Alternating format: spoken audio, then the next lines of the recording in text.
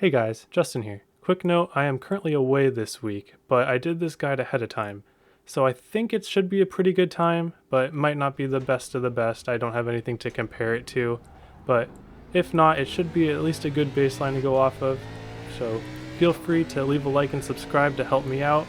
Keep making these qualifying guides for you guys. It really motivates me to see people use them and enjoy them and help them out to get better at ovals. So anyways, let's get right to it.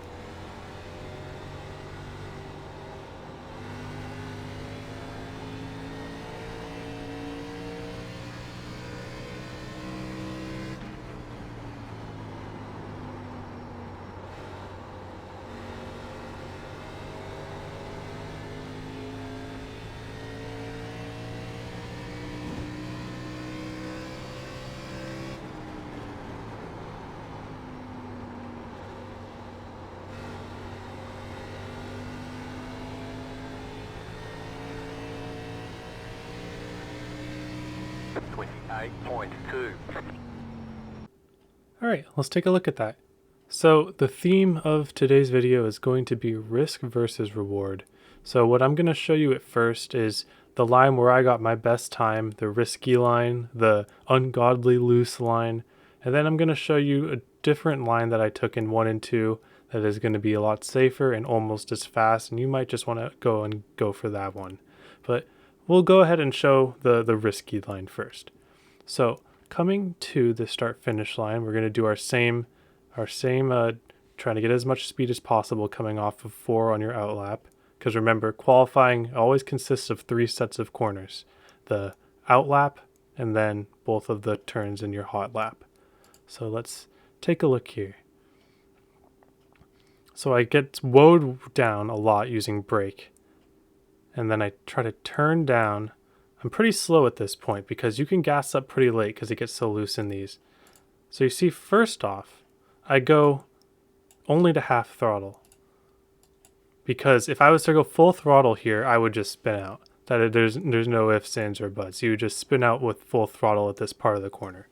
The part of the corner that you could begin to apply full throttle and have a chance of not spinning out is going to be right before this white dotted line. So if the white dotted line is right here, I usually guesstimate a little bit before that is where I can start full throttling and not spinning out. And the key to not spinning out under full throttle at any point on this track is to have your wheel as straight as possible. You're not going to have your rears engaged very much at this track, especially in mid corner. So you want your car to be going as straight as possible when you finally apply full throttle. And we'll see that in every corner here. So let's see where I apply full throttle. Okay, so right here is when I get to full throttle. So yep, here's the white dotted line beginning, and I'm a little bit before it. So that's a pretty good marker. Nothing exact. Maybe these white markers right here if you want to use that, but I always go by the white dotted line. And you'll see this again on the hot lap. So because I was able to turn down, you see how loose this is just a loose track. There's no way to get around it. This will be a very good practice to work on your ability to handle a loose race car. Just a lot of reactions, a lot of adjustments, and a lot of praying. Alright, so let's get into turn 1 here. So I went for a wide arc to the bottom and then using my brake to get to the bottom. So being on a fairly low brake bias, 63%, you can play with that a little bit. I found if I went much lower than that, I would start sliding the rears into one. And if you watch my brake bias video, you know that that is exactly what you don't want. So 63 seemed to be fairly stable in this situation. You can see I am about 1/3 on the brake, which is actually pretty high, given what we usually do. So 1/3, use the wheel if you have to get it to the bottom. This is hot lap, not tire saving. And you can see I try to get to the bottom. I miss it a tiny bit here, but it's worth it in the respect of keeping as much of your momentum as possible. And the more low that you get, the looser you'll get coming off the corner because of the angle. So you see I do this little turn at the last bit here to try to get it as angled as possible. And again, this won't save any tires in the race, but for hot lap, this might be what you want to do. So once I get back to the throttle, I only get back to the throttle about half at first because, again, if you get full throttle here, you're spinning out. The rears will not allow you to go full throttle at this point. So keep it half, and then the moment that I am able to straighten out the wheel so you see it started out here. So once I was able to get the wheel about halfway back to normal, that is when you'll see me starting to gas up. And you see right there. So I got to full gas, and I only was able to do that once I was confident I could straighten my wheel out about at least halfway and still make the exit of the corner. And now here is what I call a rodeo. If you're taking this line and you get your wheel to this point, then you're pretty much just riding your rear tires and along for the ride and hope that you survive pretty much. So you can see I straightened it out, loose, and we made it. So the problem with this line is that if you overstep your loose and make it into a slide, you automatically lose at least 1/10 of a second. So if you notice here, I'm getting extremely loose, but I'm never particularly losing my rear engagement. You can see my relative never makes any drastic jumps. It's more or less able to keep the momentum that I was carrying through the corner. So that's turn 1 and 2. 3 and 4, we're going to have a bit of a weird line here. Almost similar to Nashville that I was talking about in my previous video. So in this corner, we actually want to enter with less of an arc and more of a direct dive bomb. So by dive bombing the corner,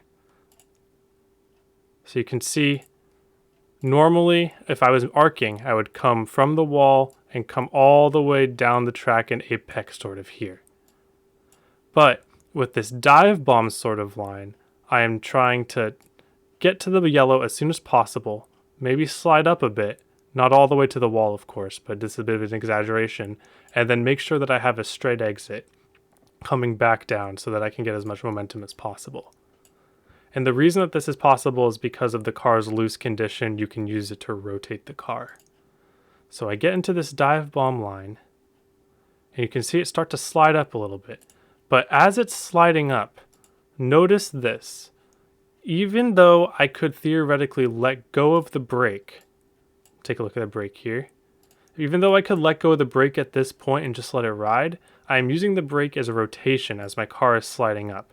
And I do not let go of the brake until I'm ready to come back on the gas. See, there's no transition time in between my brake and my gas.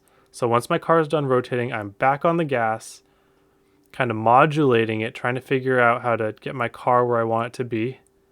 And then again, I'm trying to get full throttle at least at this white line, if not a little bit before. So that is my point of when you want to pick up the throttle. But you cannot do this if your wheel is not straightening out. It doesn't have to be completely straight, obviously, because you could just go into the wall. But if you're in the process of straightening out your wheel and you're around this area, you can pick up the gas fully. But again, expect a bit of a rodeo because there's a lot of adjustments going on here. And I'm able to carry that momentum down the back. So real quick, I'm going to show you the more safe line a couple times. Notice how instead of going all the way to the bottom, I am dragging my brake and keeping the car on the top of the groove or where the pavement is darker. By doing this, you can allow yourself a straighter exit that carries more momentum at the cost of losing a decent amount of time by not hitting the bottom of 1 and 2. Maybe optimized, this could even be faster. I don't personally think so. I think a really well done bottom is going to be faster than this middle groove. But if you want a safe line that's also very fast, take a look at this and try to integrate that into your hot lap. Thanks for watching. If you guys haven't checked out the tire saving video I did a couple days ago, I think it's one of my most helpful yet. I think I was able to explain it pretty well. So I'll leave that link right here. And as always, please like and subscribe to help me out. And I hope you guys all have a wonderful day, and I will see you all on the track.